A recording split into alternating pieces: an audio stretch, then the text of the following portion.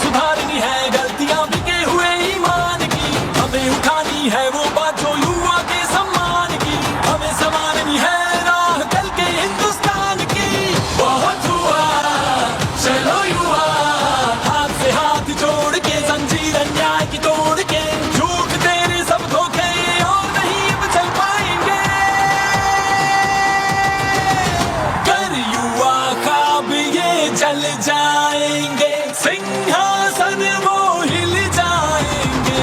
युवा ख्वाब ये जल जाएंगे, सिंहासन वो हिल जाएंगे। छात्रों की गूंज है ये, छात्रों की गूंज, छात्रों की गूंज है ये, छात्रों की गूंज। सिस्टम बदलने के लिए छात्रों की गूंज, शिक्षा व्यवस्था के लिए छात्रों की गूंज, देश के कल के लिए छात्रों की गूंज, तेरे और मेरे लिए छात्रों की गूंज। छात्रों की गूंज है ये, छात्रों की गूंज, छात्रों की गूंज है ये, छात्रों की गूंज। जोरदार तालियों के साथ स्वागत कीजिए the voice of youth Shri Rahul Gandhi ji. Everybody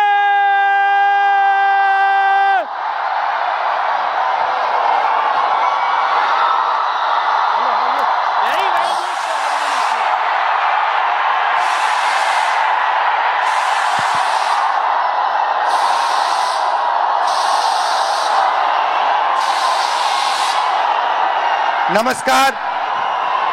How are you? How is Pragraj?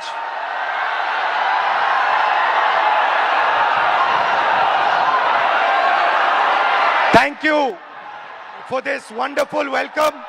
Thank you for this love and affection.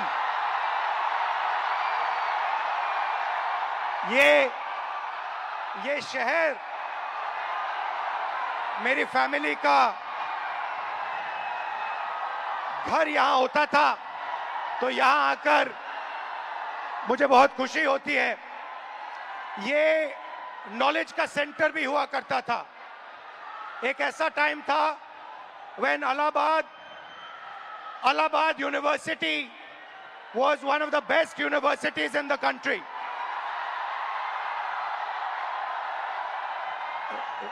This evening, आज शाम मैं आपसे दर्द, डेटा और दौलत की बात करना चाहता हूं। आपका दर्द, आपका डेटा, मगर आपका धन नहीं, जो आपका होना चाहिए, उनका धन। इन तीन चीजों के बारे में मैं आपसे बात करना चाहता हूं। ये आप हो, आप भारत की शक्ति हो, भारत की शान हो, भारत की स्ट्रेंथ हो। और जब मैं कहता हूं आप भारत की शक्ति हो, भारत की स्ट्रेंथ हो, मैं भीड़ की बात नहीं कर रहा हूं।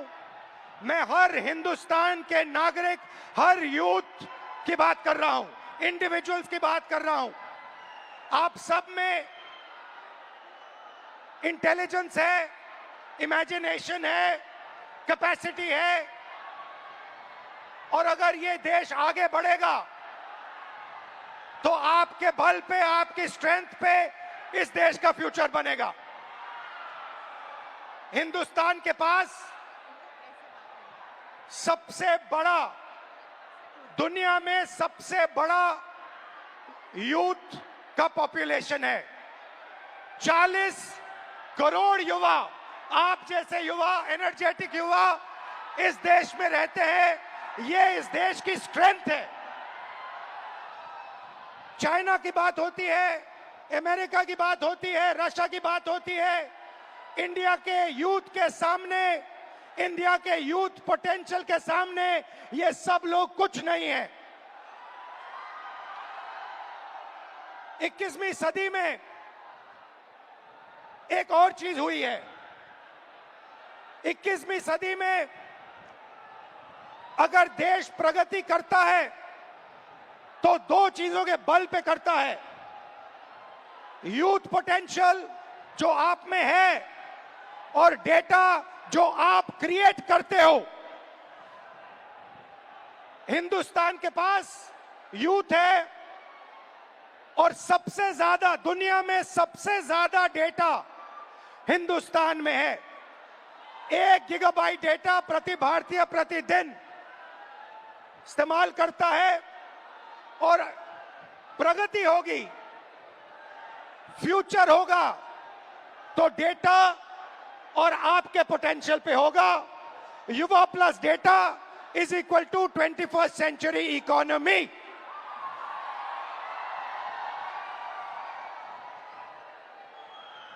ब्रदर्स एंड सिस्टर्स, मीडिया में एआई की बात होती है। Everybody speaks about AI, but I want to make one thing very clear, and ये आपको समझना चाहिए। आपके डेटा के बिना एआई का कोई मतलब नहीं है। अगर एआई बनता है तो आपके डेटा के बेसिस पे बनता है। 20वीं सदी में पेट्रोल और पेट्रोल इंजन देश को बनाता था। अगर 20वीं सदी में मैं आपके पास आता और आपसे कहता देखिए मैं आपको पेट्रोल इंजन दे रहा हूं मगर आपको पेट्रोल नहीं दूंगा, आप मुझे कहते इस पेट्रोल इंजन से मेरा कुछ नहीं होने वाला है। वैसे ही 21वीं सदी में डेटा से ही एआई बनता है। डेटा से आप एआई बना सकते हो मगर एआई से आप डेटा पैदा नहीं कर सकते हो। और ये डेटा हिंदुस्तान का है और आपका है। आप इसको क्रिएट करते हो, ये आप बनाते हो, ये आपका इमेजिनेशन है, ये हिंदुस्तान की पूंजी है, स्ट्रेंथ है, एसेट है। मगर भाई और बहनों, डेटा आपका, यूथ पोटेंशियल आपका, मगर सिस्टम ने आपको चक्रव्यूह में फंसा रखा है। ये आप देखिए, आपको चक्रव्यूह में फंसा रखा है। भविष्य की बात करें, आप एजुकेशन लेते हो, लाखों करोड़ रुपए आपके परिवारों से लिया जाता है। इंजीनियरिंग, मेडिकल, पोस्ट ग्रेजुएट, जो भी आप पढ़ाई करते हो, आपके परिवारों से, आपके जेब से पैसा छीना जाता है, लाखों करोड़ रुपए लिए जाते हैं और फिर आपको एक सर्टिफिकेट दिया जाता है। आपको कहा जाता है कि हां, आपको एजुकेशन सर्टिफिकेट मिल गया, बीए मिल गया, एमए मिल गया, एमएससी मिल गया, मगर इस सर्टिफिकेट का कोई मतलब नहीं है आज हिंदुस्तान में, क्योंकि यह सर्टिफिकेट आपको रोजगार नहीं दे सकता है। चाहे आप कुछ भी करें, यह सर्टिफिकेट हिंदुस्तान में आपको रोजगार नहीं देता है। आंकड़ा मैं आपको देता हूं, 1000 युवाओं में से सिर्फ 12 युवाओं को परमानेंट नौकरी मिलती है। जहां तक डेटा की बात है, आपका डेटा छीन लिया जाता है। बड़ी बड़ी कंपनीज को, जियो को, अदानी को, फेसबुक, गूगल को आपका डेटा दिया जाता है और आपको फंसाया जाता है।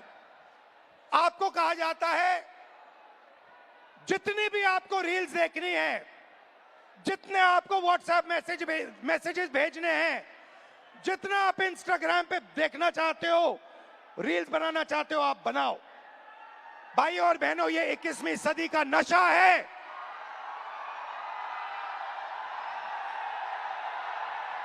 ये 21वीं सदी का नशा है।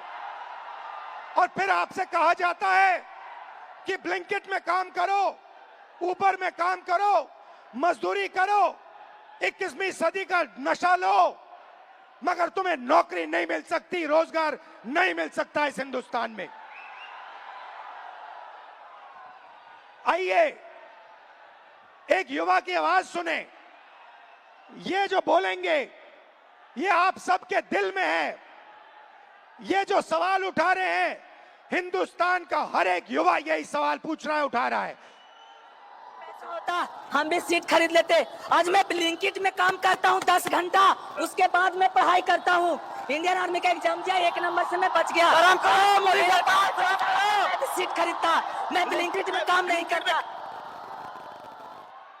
ये कह रहा है कि शिक्षा लेने के लिए मुझे ब्लिंकिट में बंधुआ मजदूर जैसे काम करना पड़ा, और उसके बाद मजदूरी करने के बाद 21वीं सदी की मजदूरी करने के बाद पेपर लीक होता है, और कोई अमीर बच्चा, अमीर परिवार पेपर खरीद के मेरे फ्यूचर को खत्म करता है। आइए, वेलकम। कैसे हैं आप? नाम क्या आपका? मेरा नाम सर अजय राघव है। अविनाश और अजय। आइए, अविनाश और अजय दोनों स्टूडेंट्स हैं, इनसे थोड़ा सुनते हैं, इनका एक्सपीरियंस क्या रहा है, बताइए। सर मैं यूपीएसआई एस्पिरेंट हूँ। वो पास पकड़ते हैं। सर मैं यूपीएसआई एस्पिरेंट हूँ और उत्तर प्रदेश में यूपीएसआई की भर्ती 5 साल के बाद आती है। 2020-21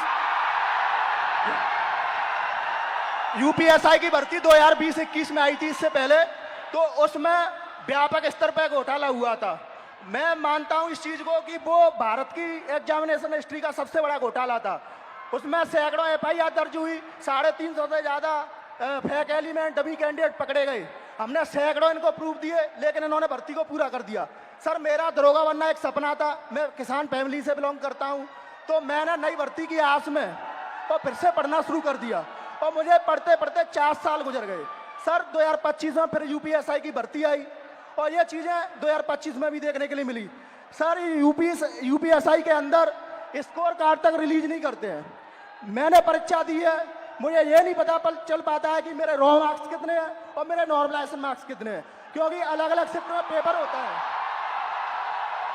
तो ये नॉर्मलाइजेशन का प्रक्रिया अपनाते हैं, ये तक नहीं बताते हैं कि कौन सा नॉर्मलाइजेशन फॉर्मूला इन्होंने यूज किया है। जो यूपीपी आरपीबी जो पुलिस, उत्तर प्रदेश पुलिस एवं प्रोन्नति भर्ती बोर्ड है सर, ये अकाउंटेबिलिटी इसकी फिक्स करने वाला कोई नहीं है। हमने तमाम प्रयास कर लिए, जनता दरबार चला गया, मैं इनके कैबिनेट मंत्रियों को ज्ञापन दे लिए, उल्टा इन्होंने मेरे को पकड़ के जेल में डाल दिया। मेरा गुनाह अपराध सिर्फ इतना था कि मैं इनके जनता दरबार योगी जी से मिलने चला गया। सर ये नॉर्मलाइजेशन का फॉर्मूला नहीं बताते हैं, ये खुद तय करते हैं कि किस अभ्यर्थी के मतलब मार्क्स बढ़ा करके अंदर लेना है और किस अभ्यर्थी को बाहर करना है। ये उत्तर प्रदेश पुलिस का भर्ती बोर्ड तय करता है। इनको क्या दिक्कत है? अगर ये फेयर भर्ती कराते हैं तो इनको नॉर्मलाइजेशन देना चाहिए। सर मैं एक चीज इसमें जोड़ना चाहूंगा कि जो नॉर्मलाइजेशन है ये पेपर लीक से ही बड़ा स्कैम है, क्योंकि इनकी अकाउंटेबिलिटी फिक्स करने वाला नहीं है। ये नॉर्मलाइजेशन फॉर्मूला जारी नहीं करते हैं, ये शिफ्ट वाइज नॉर्मलाइजेशन डेटा नहीं देते हैं, इनको खुली छूट मिली हुई है। मेरा नाम अविनाश है, मैं इन्हीं छात्रों में से कोई एक जरूर हूं। चूंकि मैं ये कह सकता हूं सर कि मैंने अपनी तैयारी 2018 में शिक्षक भर्ती के लिए की थी। 2018 से आज तक मैं उसी की तैयारी कर रहा हूं। क्यों? सरकार के पास जगह खाली है, फिर भी वैकेंसियां नहीं दी जा रही हैं। उसके बाद ये होता क्यों है सर? ये सरकार की मानामानी है। इसमें सरकार अगर चाहे बच्चों से कि वैकेंसियां दे, प्रॉपर तरीके से चलती रहे। हम लोग ऐसा नहीं कि क्या कहते हैं एक डिमांड कर रहे हैं।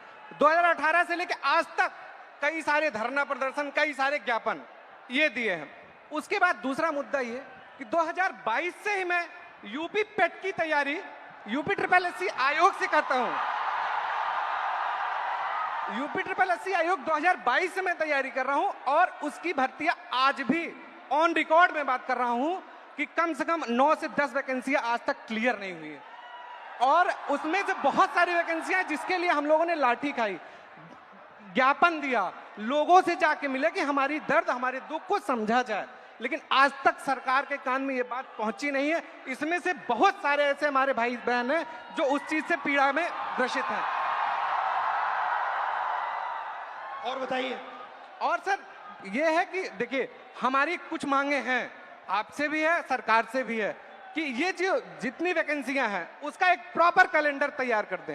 आप चुनाव कराते हैं, 3 महीने में रिजल्ट देते हैं, आप हमारा रिजल्ट 5 साल में नहीं दे पा रहे हैं, पहली चीज। दूसरी चीज, हमारी वैकेंसियों का यूपी ट्रिपल एससी स्पेशली कोई स्कोर कार्ड नहीं जारी करता है मेंस का। अगर उनको कुछ भी करना होगा वो रोल नंबर दे देंगे। मतलब अकाउंटेबिलिटी और ट्रांसपेरेंसी Exactly. होनी चाहिए। जी एग्जैक्टली यही चीज है। आपने लाखों रुपए लगाए होंगे पढ़ाई में। जी सर, 2018 से आज तक। हाँ जी। और आपका एक्सपेक्टेशन था कि इस पैसे से, शिक्षा से आप आगे बढ़ पाओगे। जी सर एग्जैक्टली। अब आपको क्या लग रहा है? अब क्या आपका प्लान क्या है? सर अब प्लान ये है कि हम भर्तियों का इंतजार करते हैं, क्या पता अगली पंचवर्षीय भी बीत जाए, इसकी भी कोई श्योरिटी नहीं है।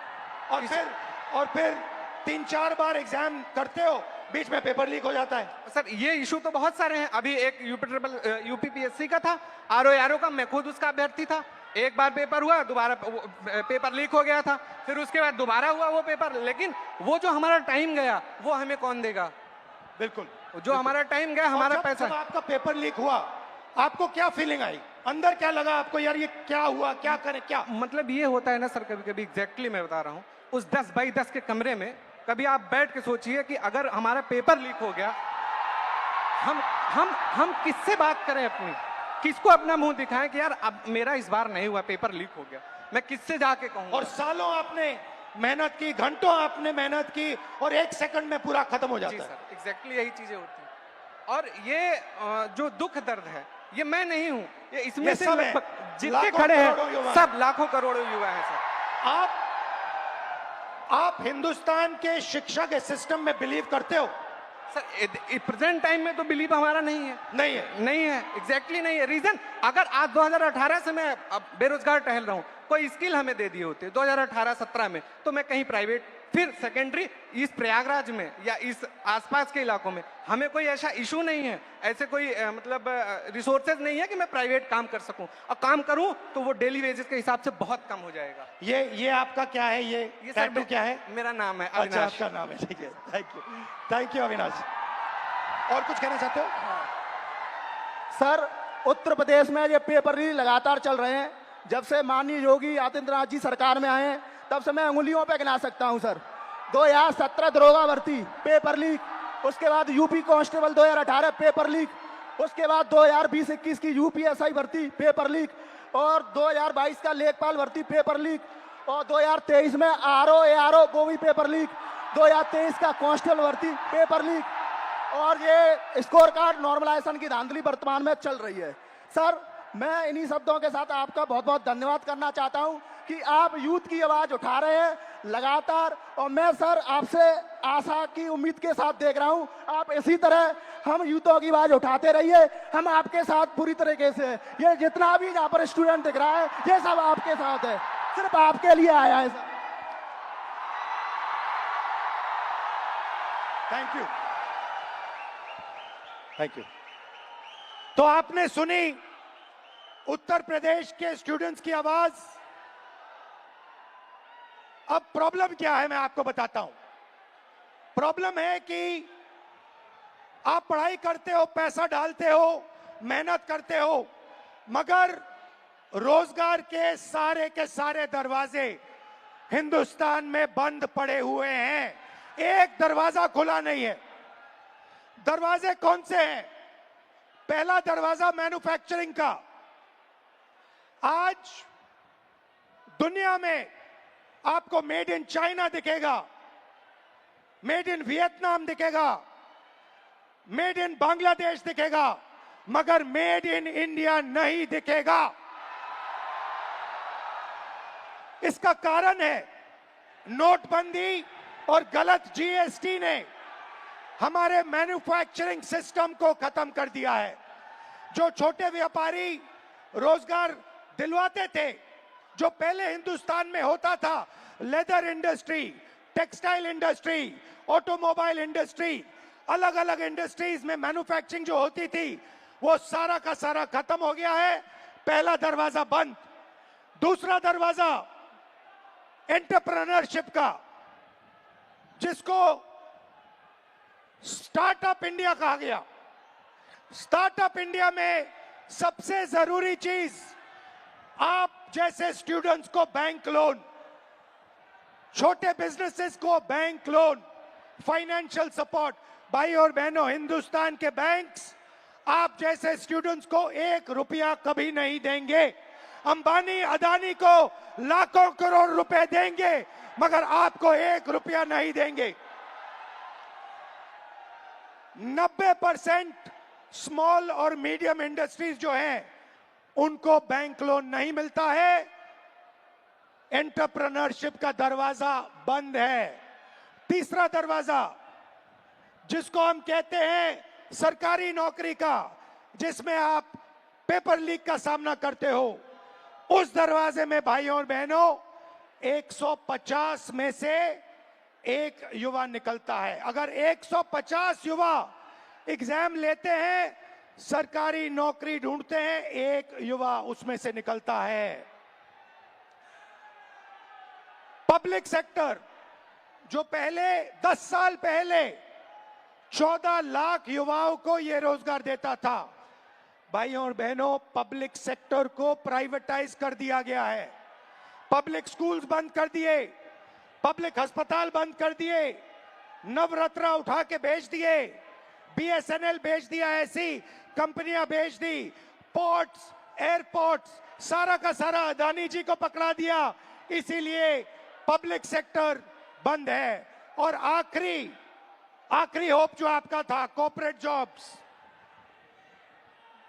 IT, back office, transcription, software, जिसमें पहले हिंदुस्तान के युवाओं को रोजगार मिलता था, वो दरवाजा भी भाइयों और बहनों आपके डेटा का प्रयोग करके एआई से यह भी दरवाजा बंद किया जा रहा है। तो सच्चाई है कि पांचों दरवाजे आपके लिए बंद हैं और इसीलिए आपको भयंकर दर्द हो रहा है। भाई और बहनों, मैं सिस्टम की बात कर रहा हूं। यह सिस्टम क्या है और यह सिस्टम को कौन चलाता है?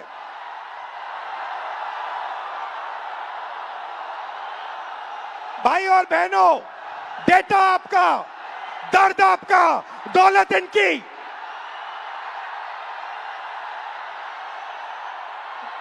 दर्द आपका, डेटा आपका, दौलत इनकी। यह सिस्टम है। अंबेडकर जी ने कहा था सोशल, पॉलिटिकल, इकोनॉमिक। ये देखिए, ये है इकोनॉमिक, पैसा, अदानी। इनकी आमदनी 10 साल में 30 गुना बढ़ी है। ये पहले ग्लोबल रिच लिस्ट में 600 नंबर पे हुआ करते थे, 10 साल के अंदर ये दूसरे नंबर पे पहुंच गए। ये पूरे सिस्टम को फाइनेंशियल सपोर्ट देते हैं। बीच में पॉलिटिकल, मोदी जी, अमित शाह जी। बीजेपी का बैलेंस 150 करोड़ रुपए का होता था बैंक में, आज इनका बैंक बैलेंस 10,000 करोड़ रुपए का है। 10,000 करोड़ रुपए का एक पॉलिटिकल पार्टी का बैंक बैलेंस। नरेंद्र मोदी जी आपका ध्यान भटकाते हैं और पॉलिटिकल सिस्टम चलाते हैं। वोट चोरी होती है, वोटर लिस्ट में ब्राजील की औरतें आती है। और तीसरा, आपके सोच पर कंट्रोल, जो इलाहाबाद यूनिवर्सिटी में किया गया है, आरएसएस के वाइस चांसलर्स बैठा के हर संस्था में प्रचारक, ब्यूरोक्रेसी में प्रचारक, फोर्सेस में प्रचारक, मीडिया में प्रचारक, जुडिशरी में प्रचारक, पैरामिलिट्री में प्रचारक, यूनिवर्सिटी कॉलेजेस में प्रचारक। सोच को कंट्रोल करने का तरीका यह है सिस्टम। भाई और बहनों, मोहन भागवत, नरेंद्र मोदी जी, अमित शाह जी और अदानी जी, इस सिस्टम ने रोजगार खत्म किया। इस सिस्टम ने यूनिवर्सिटीज को कैप्चर किया। इस सिस्टम ने आप पर आक्रमण किया है। मगर इस अंधेरे में आप लोगों ने लाइट जला दी। ये देखिए, इस अंधेरे में आपने वो करा जो आपके माता पिता नहीं कर पाए। वो अपने डर का सामना नहीं कर पाए, मगर हिंदुस्तान के स्टूडेंट्स, हिंदुस्तान के युवाओं ने अपने डर का सामना किया और देश को बदल दिया। आपने आवाज रखी आपने अपनी आवाज रखी, नफरत के साथ नहीं, मोहब्बत के साथ आपने अपनी आवाज रखी। आइए हम आपकी आवाज सुने। नमस्कार, आपका नाम? नमस्कार। और मैं पटना यूनिवर्सिटी से हूँ। नमस्कार, आप? मेरा नाम हिमांशु कुमार हुआ। हिमांशु जी जी जी। शिफत फैज, इलाहाबाद यूनिवर्सिटी LLB। नमस्कार सर, मेरा नाम कुणाल पांडे, मैं इलाहाबाद विश्वविद्यालय से। शाबाश, वेलकम आप सबका। मैं आपसे आज, अभी मैंने कहा कि अंधेरे में आप लोगों ने लाइट दिखा दी, अंधेरे में आप लोगों ने टॉर्च दिखा दी, और आपने प्यार से किया, मोहब्बत से किया, नफरत से नहीं किया, क्रोध से नहीं किया, हिंसा से नहीं किया। तो ये पूरी भीड़ आपका एक्सपीरियंस सुनना चाहती है। आपने क्या सहा, आपने क्या किया, थोड़ा बताइए, एक एक करके बताइए। साथियों, जो 22 जुलाई को पटना में बिहार बंद का कॉल था, हम लोग राजभवन मार्च कर रहे थे और वहां एक चीज हमें एहसास हुआ कि पुलिस ऐसे मौके की तलाश में थी कि वो हम पे लाठी भी चार्ज कर ले, उन पे इल्जाम ना हो। जब हम राजभवन से थोड़ी देर पहले पहुंचे, वहां पे पुलिस वाले थे बिना बैच के, और लाठी की जगह पे वो बैम्बू लिए हुए थे। उनसे जब पूछा गया आपका बैच कहाँ है, तो वहां से अधिकारी पूछते हैं कि आप कौन हो पूछने वाले। मैं बताता हूं तो कहते हैं इससे क्या होगा। हमने कहा सर इतने बच्चे मरे, उनका जवाब कौन देगा। कहते वो तो चले गए, अब क्या तुम भी जाना चाहते हो। मैंने कहा सर वो तो चले गए, लेकिन अब बदलने का वक्त आ गया, क्योंकि अब नहीं बदलेगा सर, कभी नहीं बदलेगा। हम छात्र युवा देश के भविष्य हैं। उसके बाद वो वाटर कैनन चलाने लगते हैं, जिससे हमें फर्क नहीं पड़ता है। उसके बाद वो लाठी चार्ज करते हैं, जिससे उनका टारगेट था या सर पे मारो या पैर में। उन्होंने मेरे पैर पे बहुत मारा, मैं गिर गया। उसके बाद वो लाठी चार्ज करने लगे, स्टोन चलाने लगे, आंसू गैस। और एक बात मैं आपको बता दूं, जब मैं गिर गया उसके बाद जो DSP हैं वो आके दोबारा मेरे पेट पे मारती, जबकि मेरा लेग डैमेज था। कुछ छात्र मुझे वहां से उठा के ले जाते हैं, साइड रखते हैं। पुलिस वाले आके कहते हैं ये छात्र थोड़े हैं, इसको तो जेल भेजना चाहिए। इवन वो एम्बुलेंस नहीं आने देते हैं। मुझे 3 इडियट की मूवी की तरह स्कूटी पे हॉस्पिटल ले जाना पड़ता है। बीच में आ जाओ, बीच में आ जाओ। जैसे सर मैंने बताया कि वो एम्बुलेंस तक नहीं आने देते हैं। हमें 3 इडियट के स्कूटी की तरह मुझे स्कूटी पे हॉस्पिटल ले जाया गया है। और नेक्स्ट डे जब फिर मैं हॉस्पिटल जाता हूँ, मुझे डिटेन किया जाता है। मेरे पैर में बैंडेज लगा था, 15 घंटा मुझे थाने में बंद करके रखा गया। और जितने फोटो थे सबसे मुझे मिलाया गया, नाम पूछा गया। जब मैं नाम बताया तो इंचार्ज कहती है इसको तो मुझे लगता है कहीं देखा है। मैंने कहा मैम मैं नॉर्मल स्टूडेंट हूँ, मेरे ऊपर एक भी FIR नहीं है। तो कह रही वो तो मैं देख लूंगा। धमके दिए जाते हैं उन्हें हमें। मैं ये बता दूं कि जब हमें PR बॉन्ड साइन करवाया गया, उसके बाद हमारे एड्रेस पे डिटेन करने के लिए छापे पड़ रहे हैं। हम छात्र हैं, देश के भविष्य हैं, और आज आप हमारे पर अत्याचार कर रहे हैं। हम क्या कह रहे हैं, हमें तो नौकरी चाहिए। हम पहले नौकरी के लिए आंदोलन करें, फिर एग्जाम के लिए आंदोलन करें, फिर रिजल्ट के लिए आंदोलन करें, और फिर पेपर लिखे उसके लिए आंदोलन। हम छात्र हैं या आंदोलन जीवी है? हम छात्र हैं। और आप हमसे वोट लेते हैं तो सर सर कहते हैं, भैया भैया कहते हैं। आज हमें कहते हैं कि हम कॉकरोच हैं। सर हम देश के जेनजी हैं, और आज आपका सत्ता है, कल हम पलट भी सकते हैं। लेकिन ये गलतफहमी मत रहिएगा मोदी जी, हम बिहारी हैं, ठीक है। और मैं एक बात बता दूं, आप मुझे जितने धमके देते, मैं स्वतंत्रता सेनानी परिवार से आता हूं, और ये लड़ाई के लिए कल भी मुझे लड़ने पड़ी तो मैं देश के लिए अपनी जान न्यौछावर कर दूंगा, लेकिन छात्रों के हक के लिए हमेशा लड़ते रहूंगा। क्योंकि राम मनोहर लोहिया ने कहा है ना कि अगर सड़कें सुनी होगी तो संसद आवारा हो जाएगा। तो सर आप जब सरकार डरती है पुलिस को आगे करती है, तो हमारा जवाब है कितनी लंबी जेल तुम्हारी देख लिया, देखेंगे। ठीक है, शाबाश।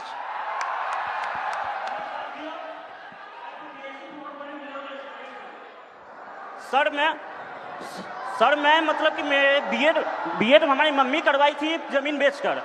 4 साल से वैकेंसी अभी तक नहीं आई है सर।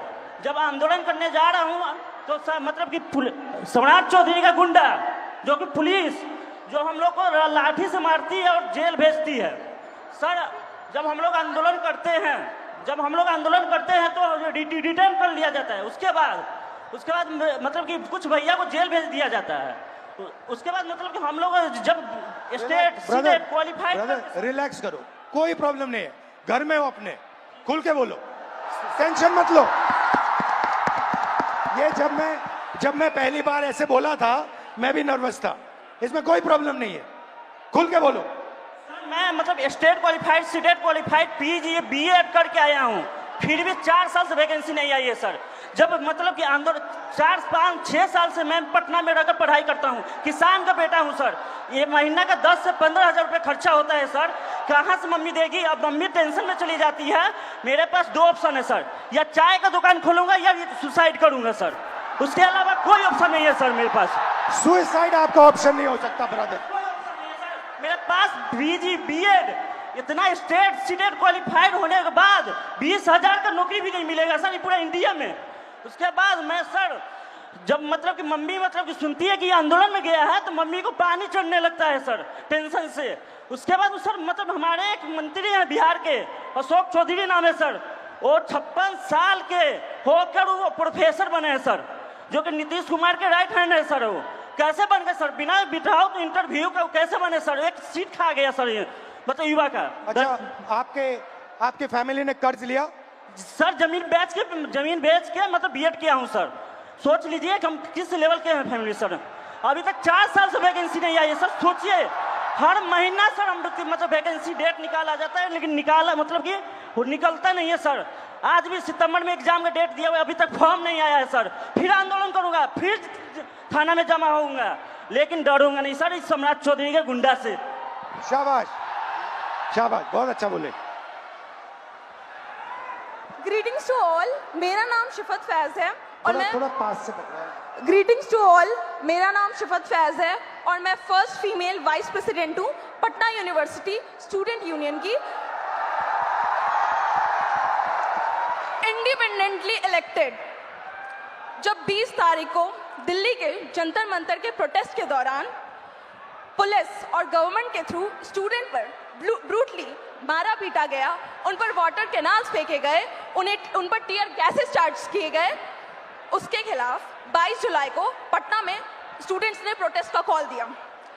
वहाँ स्टूडेंट्स मौजूद हुए और पीसफुल प्रोटेस्ट उन्होंने स्टार्ट किया, लेकिन फिर बिहार पुलिस और बिहार सरकार ने स्टूडेंट के साथ फिर से ब्रूटली ट्रीट किया, उन्हें मारा और रातों रात उनके घर से उन्हें डिटेन कर लिया जाता है बिना इस जानकारी के कि वो कौन से पुलिस स्टेशन में है, वो कौन से किस थाने में है।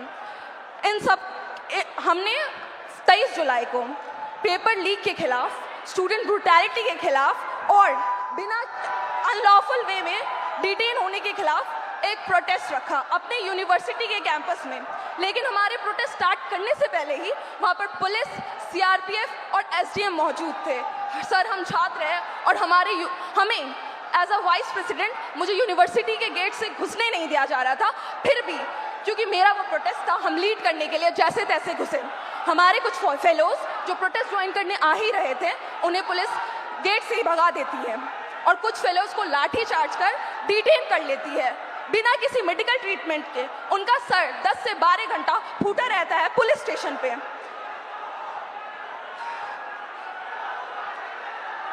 लेकिन डोंट वरी, रिलैक्स। लेकिन उस रात हमें छोड़ दिया जाता है, लेकिन अगले सुबह से बिहार की सड़कों पे जो स्टूडेंट प्रोटेस्ट नहीं भी कर रहे थे उन्हें उठा लिया जाता है लाइब्रेरी से, उनके घर से, बिना किसी पुलिस वारंट को। और 25 जुलाई को शिवान में एक 47 फायर किया जाता है, उसमें एक स्टूडेंट की मौत हो जाती है और एक स्टूडेंट हॉस्पिटलाइज रहता है। क्या इसके खिलाफ बिहार सरकार ने अपनी एक आवाज नहीं उठाई, ना ही एक बात रखी? खैर, आप सब जानते हैं कि बुराई का अंत होता है और हमारी जीत हुई। 25 जुलाई को जब आप लोग धर्मेंद्र प्रधान की इस्तीफा की खुशी मना रहे थे, तब बिहार के छात्रों में अलग सा डर और भय मौजूद था। उन्हें कहीं से भी कभी भी अरेस्ट कर डिटेन कर लिया जाता और उन्हें किस पुलिस स्टेशन में भेजा जाता, इसका कोई अता पता नहीं है। चलिए अब हम बिहार के महिला शिक्षा व्यवस्था पर बात करते हैं। जब एक बिहार की लड़की अपने पढ़ाई के लिए लड़ती है तो सबसे पहला लड़ाई उसका उसके घर वाले से होता है। वो जैसे तैसे घर से निकल तो जाती है, फिर बिहार सरकार वैकेंसी नहीं निकालती है, फिर उसके लिए वो प्रोटेस्ट करती है, वैकेंसी निकालती है, फिर पेपर लीक हो जाता है, फिर उसके लिए वो प्रोटेस्ट करती है, फिर प्रोटेस्ट करती है, उसी दौरान उन्हें मारा जाता है, डिटेन कर लिया जाता है, अरेस्ट कर लिया जाता है। हम स्टूडेंट हैं, कोई प्रोटेस्टर नहीं है, और फिर बिहार सरकार इसी चक्रव्यूह में हमें छोड़ देती है। खैर, यही है हमारे बिहार का शिक्षा व्यवस्था। और सर, हमारा गवर्नमेंट से यही अपील है कि अगर आपको लगता है कि हम आपके डिटेन और अरेस्ट से डर जाएंगे तो ये आपकी गलतफहमी है। और सर, कल को अगर आप गवर्नमेंट रूलिंग पार्टी बने तो हमें ये एक्सपेक्ट है कि जैसे आप आज स्टूडेंट्स के खिलाफ, स्टूडेंट के साथ खड़े हैं, वैसे कल भी खड़े रहे। बिल्कुल बिल्कुल सर, आपसे यही उम्मीद है। थैंक यू, शाबाश। सर, सबसे पहले इलाहाबाद विश्वविद्यालय और पूर्वांचल के हमारे हजारों छात्रों की तरफ से आपको धन्यवाद सर। और सर, मैं सर इलाहाबाद विश्वविद्यालय लॉ फैकल्टी का छात्र हूँ सर, और हमारे यहाँ समस्याओं का अंबार लगा पड़ा है सर। हमारे लॉ फैकल्टी में सर जो लाइब्रेरी है उसमें सर पूरी पानी आती है, मतलब बाढ़ आता है सर। और जब लाइब्रेरी बंद कर दी जाती है, जब हम लोग पूछते हैं कि सर लाइब्रेरी बंद क्यों, तो कहते हैं उसमें करंट का पानी दौड़ता है, बेटा आप बाहर रहो। मतलब सर हमारा बुक जो आता है सर वो हजारों की आती है, हम लोग सर पूरी बरसात सीजन में सर हम लोग उस बुक को एक्सेस नहीं कर सकते हैं सर। और हमारे साथी जो सर प्रोटेस्ट पे बैठे हुए पिछले 1 महीने से सर, तो उन्होंने जब उनकी सर बहुत बेसिक मांगे सर, जो एक ह्यूमन के लिए सर जो चाहिए सर, उनको सर प्रॉपर सैनिटेशन के लिए सर जो प्रॉपर वॉशरूम साफ पानी चाहिए छात्र संघ के लिए, और उन्होंने 400% सर फीस वृद्धि किया है सर। यहाँ हमारे पूर्वांचल के हजारों साथी हैं सर, उनसे पूछिए, उनके बिल्कुल सर 400% सर इका बैग, उनसे पूछिए सर। हमारे घर के सर जो मैक्सिमम इनकम होती है सर 70% से ज्यादा लोगों के पास वो 8,000 रुपये है सर। और हमारे जो हॉस्टल की फैसिलिटीज और फीस है सर वो 30-30 हजार रुपये कर दी गई है, पूरे देश भर में सबसे महंगी सर, सबसे महंगी। इवन उनको जो हमारे जो संघ के आका ऊपर के बैठे हुए सर, उनका कार्यक्रम विश्वविद्यालय में होगा, लेकिन हम बच्चे अगर जा करके कहें कि मैम, या फिर हमारे जो DSW सर है उनसे कहें कि हमारा डिबेटिंग सोसाइटी है, कुछ कल्चर है, आप एक प्रोग्राम करवा दो, तो हमको सर 15-20 ज्ञापन देने पड़ते हैं। उसके बाद भी हमें मिलते हैं सिर्फ ताने कि तुम लोग मतलब कुछ नहीं करो। पानी के लिए सर जो हम लोग DSW कार्यालय गए, उनसे कहें कि सर वाटर कूलर में कीड़े आते हैं, तो वो कह रहे हैं कि विश्वविद्यालय पानी पीने की जगह नहीं है, आप घर से पानी लेकर के आओ, यहाँ पे पानी नहीं पिया जाता है, आपको जो भी करना है बाहर करो। सर 24 घंटे हम लोग क्या कि लाइब्रेरी को आप 24 घंटे ओपन करो, हम लोग पढ़े, तो वो कह रहे हैं कि 8 घंटे करते हैं, उसको किए, फिर उसके बाद वो कह रहे हैं कि 24 घंटे लेकर पढ़ कर क्या करोगे, कौन सा कलेक्टर बनना है तुमको, आप बताइए सर।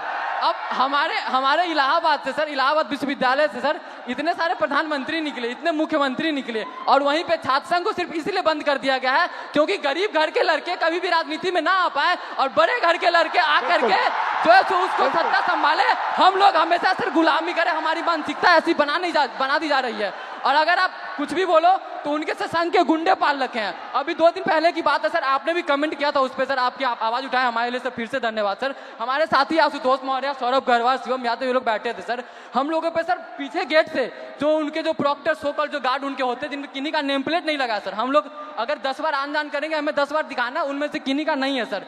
वो पीछे वाले गेट से सर कम 60 से अंदर लड़के भेजे, और उसके बाद वो आए और बर्बरता से हमसे झगड़ा हुआ सर, हम लोगों से सर, मतलब उनकी हाथापाई, मतलब हम लोग बैठे थे, हमारा सारा सामान छीन लिया गया, हम लोग को भगा दिया गया, हम लोग को मजबूरन सर वहाँ पे पीछे पुलिस भी खड़ी थी सर, हमारे यूनिवर्सिटी की थाना है सर, 2 पुलिस वाले पीछे खड़े हैं, और वो 2 लोग थे सर। और दिन जब हम लोग रहते हैं तो वहाँ पे सर 3-3 गाड़ियाँ आकर के लगती है, ऐसे लगता है कि हम लोग कोई आतंकवादी बैठे हैं, अंदर जा करके क्या ही कर लेगा ये लोग। और सर उसके अलावा सर हेल्थ फैसिलिटी पे हम लोग आते हैं तो उसके लिए आप आवाज उठाए तो बोलता है कि सरकार बाहर रखा है ना, बाहर जाओ आप।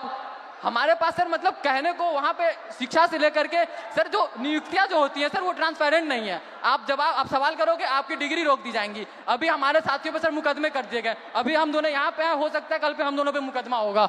बिल्कुल सर, ये वहाँ का नियम है सर हम कह देना चाहते हैं, बिल्कुल सर हम कह देना चाहते हैं सर, हम गांधी के अनुयायी थे, गांधी के अनुयायी है, गांधी के अनुयायी रहेंगे, और उन संघी या कोई भी हो सर हम डरने वाले नहीं है। आइडियोलॉजी से समझौता सर जीवन में कभी नहीं होगा। हम पहले भी आपके खिलाफ थे, हम पहले भी अन्याय के खिलाफ थे, हम आज भी है सर, हम आगे भी रहेंगे। और सर आपके साथ के लिए सर फिर से हमारे सभी पूर्वांचल के साथियों की तरफ से सर एकदम फिर से धन्यवाद सर, आप हमारे लिए आए सर, धन्यवाद सर। बहुत अच्छा बोले आप। सर मेरा नाम कुणाल कुमार पांडे है सर, मैं इलाहाबाद विश्वविद्यालय के तृतीय वर्ष का छात्र हूं सर। सर हमारे विश्वविद्यालय में सर जो सीटें हैं उसमें 50% की कटौती कर दी जाती है और हमारा जो फी है सर उसे एक बार में 400% की बढ़ा दिया जाता है और प्रत्येक वर्ष 10% की वृद्धि की जाती है। सर इसी के विरोध में हम लोग पिछले 30 दिनों से धरना प्रदर्शन कर रहे हैं।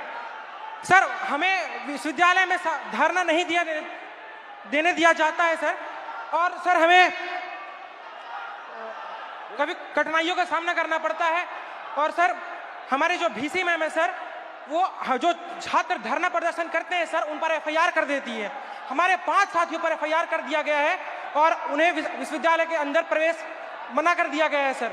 हम इससे बहुत पीड़ित है सर। इलाहाबाद विश्वविद्यालय के सभी छात्र बहुत उम्मीद से आपके पास आए हैं सर। मुझे पता है मैं यहाँ से जाऊंगा, कल मेरा भी निलंबन हो जाएगा, मेरे पर भी FIR हो जाएगा, लेकिन मैं अपने VC मैम से कहना चाहूंगा, मैम मैं इलाहाबाद विश्वविद्यालय का छात्र हूँ, ना मैं निलंबन से डरता हूँ, ना मैं AK-47 से डरता हूँ। जो मेरा हक है, जो मेरा अधिकार है, मैं वो लेकर रहूंगा और जब तक हमारी मांगे पूरी नहीं होती हम इस धरने से नहीं उठेंगे।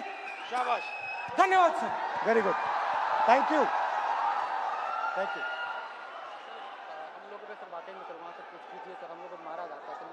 अब मुझे बुला लो, मैं आ जाऊंगा। हाँ, अलंकार है, मुझे बुला लो, मैं आ जाऊंगा। ठीक है, घबराओ मत। Very good. तो ये थी बिहार और उत्तर प्रदेश और इलाहाबाद यूनिवर्सिटी की आवाज। अब मैंने आपसे कहा कि आपने अंधेरे में टॉर्च जला दी, आपने हिंदुस्तान के स्टूडेंट्स को जगा दिया। आप सब अब बात समझ गए हो। मैंने आपसे सिस्टम की बात की। हम नफरत से और हिंसा से कभी काम नहीं करेंगे। हिंदुस्तान का कल्चर सत्य और अहिंसा का है, नफरत का नहीं है, और एक भी स्टूडेंट के दिल में नफरत नहीं होनी चाहिए, सिर्फ मोहब्बत होनी चाहिए। मैंने आपको पिछली स्लाइड में मोदी जी की फोटो दिखाई, अमित शाह जी की फोटो दिखाई, अदानी जी की दिखाई, मोहन भागवत की दिखाई, मगर नफरत नहीं करनी है, सिस्टम बदलना है। प्यार से, मोहब्बत से, नफरत से नहीं। सिस्टम को खत्म, टाटा बाय बाय करना है। आप सबका दिल से बहुत बहुत धन्यवाद, इस रिस्पांस के लिए धन्यवाद। और जो आप प्रोटेस्ट कर रहे हैं, जो आप अपने हक की लड़ाई लड़ रहे हैं, उसको आप करिए, मैं आपके साथ उसमें खड़ा हूं, खड़ा रहूंगा। है जैसे सर ने कहा, खत्म टाटा बाय बाय, खत्म टाटा बाय बाय। और बदलाव तो आ रहा है सर, और आएगा भी। आज क्या है, हम सब यहाँ एकत्रित हुए, एक जेंजी मोमेंट हम आपके साथ क्रिएट कर लें, बताइए, है ना? क्या है, जेंजी में सेल्फीज बड़ी कॉमन है। चलिए, फोन है, ये हमारा फोन तैयार है सर, हम सब तैयार है सर के साथ सेल्फी के लिए।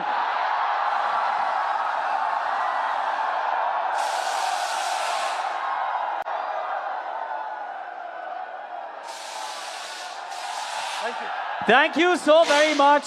Lovely.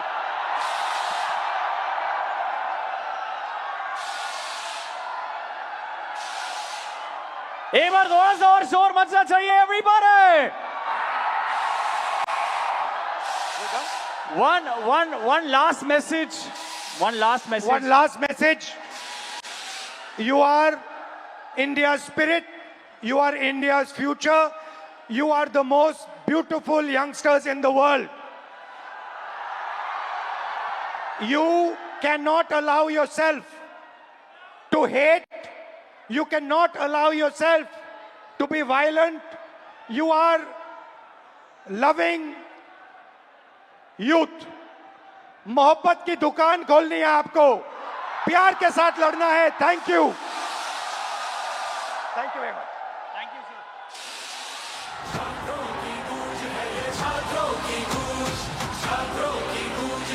छात्रों की गूंज। हमें सुधारनी है गलतियां बिके हुए ईमान की, हमें उठानी है वो बात जो युवा के सम्मान की, हमें संभालनी है राह कल के हिंदुस्तान की। बहुत हुआ चलो युवा, हाथ से हाथ जोड़ के जंजीर अन्याय की तोड़ के, झूठ तेरे सब धोखे और नहीं अब चल पाएंगे। कर युवा ख्वाब ये जल जाएंगे, सिंहासन वो हिल जाएंगे। युवा ख्वाब